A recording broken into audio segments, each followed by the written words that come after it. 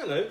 So I'm not going to be presenting anything sort of new, really, information-wise in this video. I just see a lot of the videos that I make as presenting the same information in different contexts. So hopefully, eventually, you kind of come to see my approach to things for what it's worth. Although my approach to things is kind of informed by the approach of people who I think are pretty amazing. So so if I've learned anything off them, then hopefully I'm presenting it to you. And one of these things that I use is a kind of rough concept which I think of as levels of detail.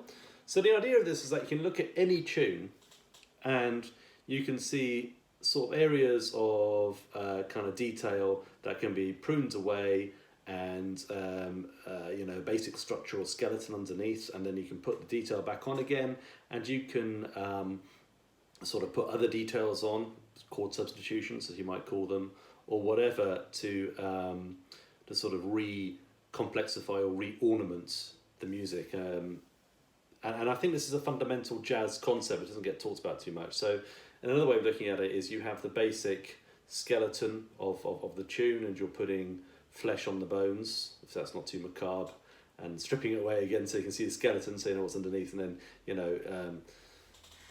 or it's like dressing up a tune in different clothes. Perhaps might be a slightly less macabre or grotesque way of looking at it. There's different ways of looking at it. I see it's just like, just understanding the basic structure of a tune and then how it moves, and then how you can use the movements of various types of harmony to support the tune or as a vehicle for improvisation or whatever. So this is basically the technique that I would use to understand a tune like rhythm changes. I'm going to choose as my example, and I'm going to put the changes up on screen in front of you. This is just one of a whole myriad of different variations of the chords. This is the version that I think is most often presented in jazz education, so I'm going to put it up here. It's not necessarily the version of the changes that I would play, but it's a complicated beast. As you can see, there's a chord change every 2 bars until we hit the B section. So my basic structure for I Got Rhythm, and you've probably seen me do similar kind of things to tunes before where I strip them down to the very basic chords, would just essentially be B flat for the A section, and then we go around the houses. We have D7, G7, C7 and F7 for the bridge, and then back to B flat. And you notice that strips away the 2 5s and everything from the bridge too. This is again under the influence of Barry Harris, who sort of instructs his students not really to think about the 2 5, but to play on the dominant. Something that I've personally found very useful. So now this is interesting for a couple of reasons. First of all, like, the tune doesn't really modulate. There are tunes that do modulate, like Just the Way You Look Tonight, for instance, or The Way You Look Tonight, more properly, which modulates from F to A flat in the bridge. It's a similar kind of tune to rhythm changes, slower harmonic rhythm, but again that kind of turnaroundy kind of harmony. And so on. All the things you are obviously modulates from the key of A flat to the key of C to the key of what's this? A D flat to G. It's E flat to G, sorry, and then to E, and then back to A flat again, for instance. So that's a modulated tune. Tunes that are very difficult, like Giant Steps. Giant Steps is hard because it changes key a lot, and it's not something that you can reduce down in that simple way. Although there are tricks. For instance, you can treat the first few bars as a 2-5 minor 2-5-1 going into E flat major. So it's like an E flat minor 2-5-1 going into E flat, for instance. There's a Christian Van Hemert video about that, for instance. So there are tricks, but Giant Steps is hard to reduce down as it changes key a lot. But for a lot of the sort of bebop stuff, essentially you can say, well, I'm blowing for a bit in F, and then I'm blowing for a bit in A flat. It doesn't sound like that's what they're playing, but you can be that simple. Now, if you turn the clock back long enough, you'll notice that a lot of the early jazz improvisers, well, not even that early, but certainly swing era guys, some of them like sort of Lester Young and Stefan Grappelli, had a tendency to play over the key center and invent melodies within that key without necessarily knowing what the changes are. This is interesting to me. But I would say that one area where they would tend to play the changes, and if you listen to Lester playing rhythm changes, for instance, he does do this, is over the B section. It feels right to build a separate kind of key center on the D7, G7, C7 and F7, even though technically they're all just acting functionally within the key of B flat. And one way of doing that is just to use like the major pentatonic scale.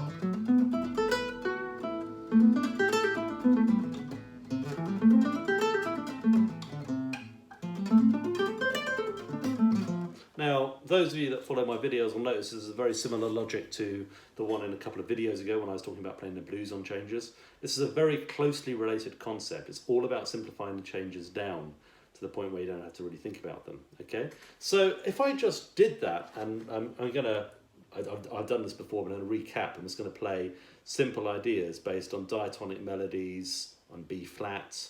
I'm going to play the some bluesy stuff, and then I'm going to play those simple things over the bridge. You'll hear how it works.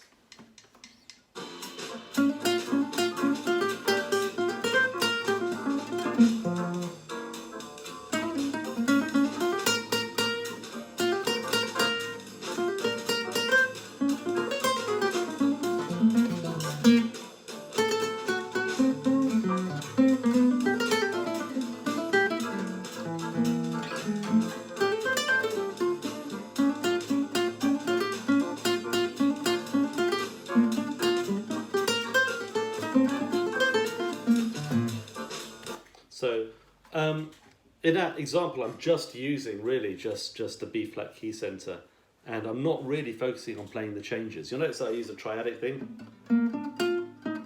borrowed from Monk, for instance.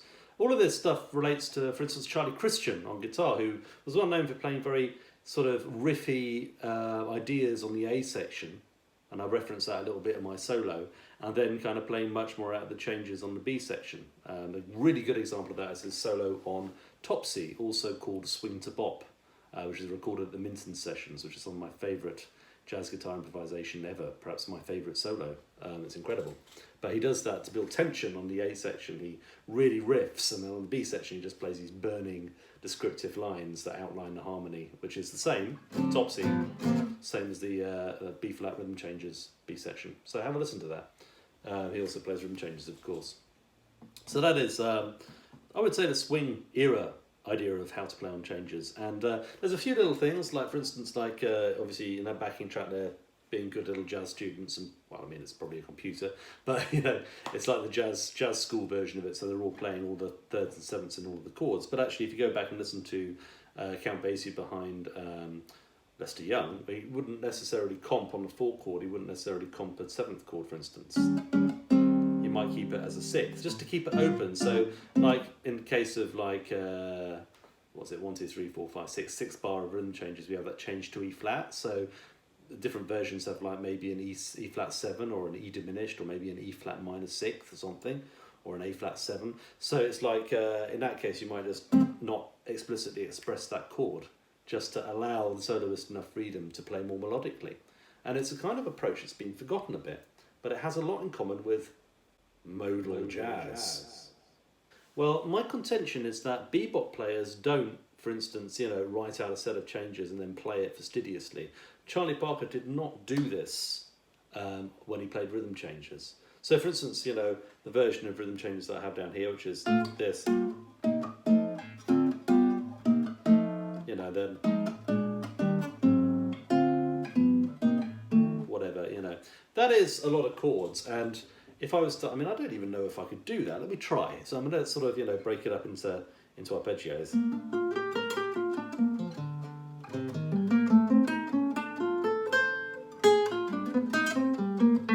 Okay, and then doing this. And then as that. Oh, that sounds horrible. Yeah, I mean, it's cool. I certainly couldn't do that at tempo. And it's not something I tend to practice, because what I'm thinking of is a much more generalised idea. Now, the complicated thing is that doesn't sound like I'm just playing in B flat like I just did, right? The simplest version of rhythm change is thinking B flat, but really it's a set of turnarounds in B flat, a set of movements.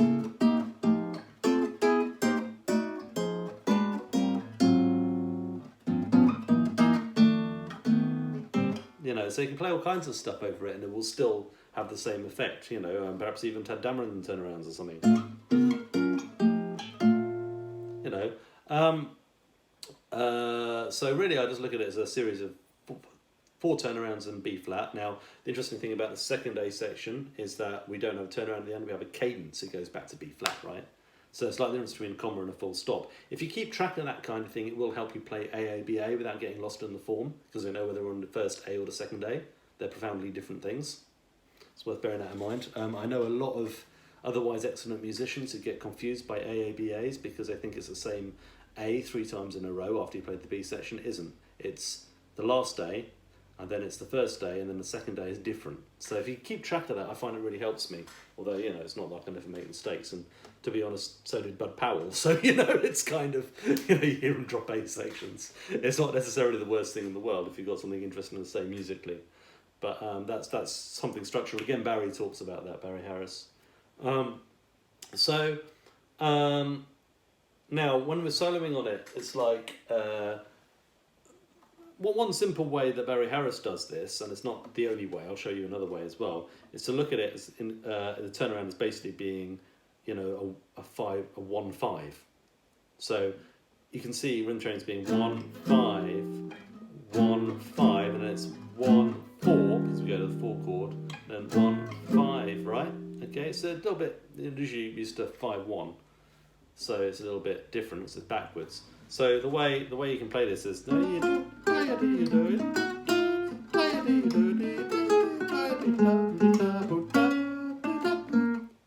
that sounds like rhythm changes to me. I'm sort of outlining the chords. Now, obviously, I have language on the dominant chords, which is what you learn if you study Barry Harris's method. So, you know, I have, like, for instance, you know, little bebop line things, bebop scales, you know, pivot arpeggios in that case, or you know, full on up, and tritone substitutes, and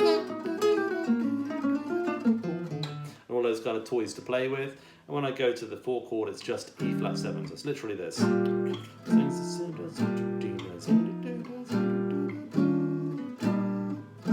But if I just played literally just that, it would sound like, I don't know, probably some kind of Bavarian drinking music. So I've made that joke before, I'm going to make it again. So I embellish it.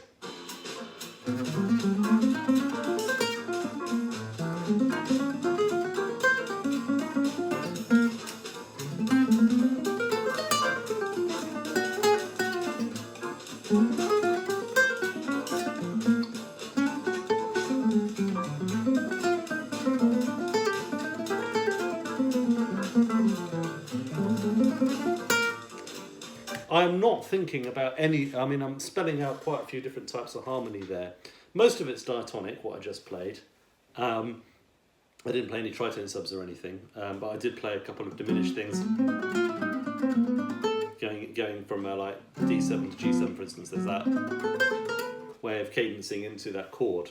So I did use a couple of flat 9s. The majority of what I played was pretty diatonic, and maybe a flat 9 or 2 into, you know, but it's nothing that's too out there. And it sounded like Bob, to me, because it had that linguistic quality. But in terms of me thinking, like, you know, am I outlining an E flat major 7th against a F7 or whatever, I'm not doing any of that. I'm just thinking about, oh, that's a nice line on F7, you know, on the F7 scale, which is you know, the F mixolydian for those unaccustomed to Barry language. So that sort of thing is kind of how I do it, and it doesn't require too much input from my brain. Now, this kind of simplistic turning it into 3 chords, basically, the A section, it's a very good approach for other things as well. You don't have to use the scale. For instance, if you've got some interesting movements, it's borrowed from Peter Bernstein, for instance. That kind of stuff. You know, I mean, this is a nice one because it goes down in dominant 7ths. I mean, I wouldn't have thought playing that. So it's let's try that with, if I can get my fingers around it. Sorry, that's a bit rubbish. Let's try that again. I don't normally play this, so you're watching me practice here. Let's try that again.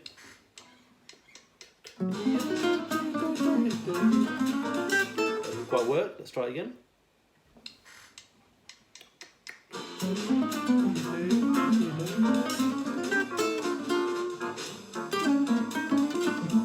Okay, here's another one, which is very simple. It's just, and then we go to a 5. So it's just like progressive moving down from 3 down to 2.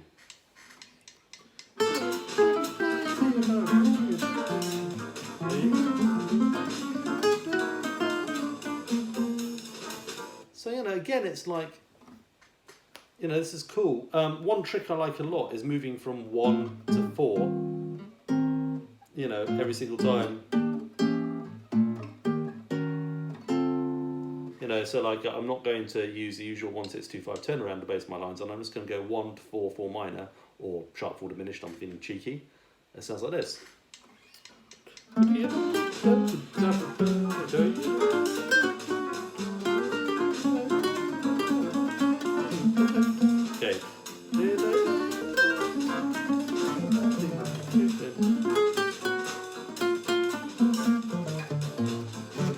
Right, okay, so that's cool. I like that.